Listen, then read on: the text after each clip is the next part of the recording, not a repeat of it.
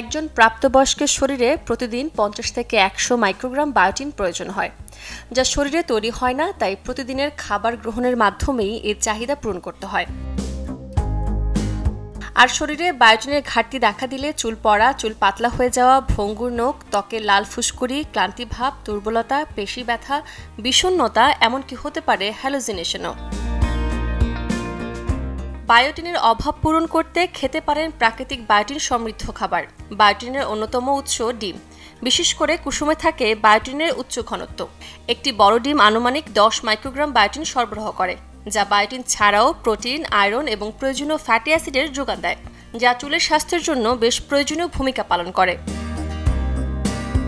দুগ্ধজাত পণ্য যেমন দুধ, পনির এবং দই খেয়েও শরীরে পূরণ করতে পারবেন বায়োটিনের চাহিদা।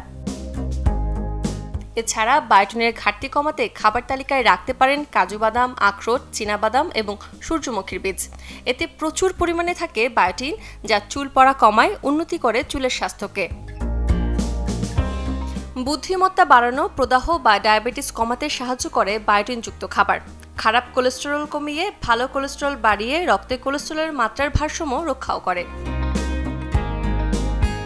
শরীরে বায়োটিনের পরিমাণ বাড়াতে খাবার তালিকায় রাখতে পারেন সবুজ শাকসবজি যেমন পালং শাক, মটরশুঁটি, ব্রকোলি, মিষ্টি আলু, ফুলকপি, অ্যাভোকাডো, মাশরুমের মতো খাবার। এছাড়া বায়োটিন সমৃদ্ধ ডেজার্টের জন্য বাদাম এবং কলার মতো তাজা ফল ছিটিয়ে দই মিশিয়ে খেতে পারেন।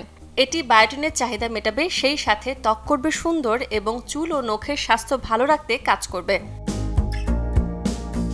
যদি দৈনন্দিন খাবার তালিকায় বায়োটিন সমৃদ্ধ খাবার গ্রহণ করা সম্ভব না হয়, তাহলে চিকিৎসকের পরামর্শে নেওয়া যেতে পারে বায়োটিন সাপ্লিমেন্ট। সূচনা হাসান, চ্যানেল 24।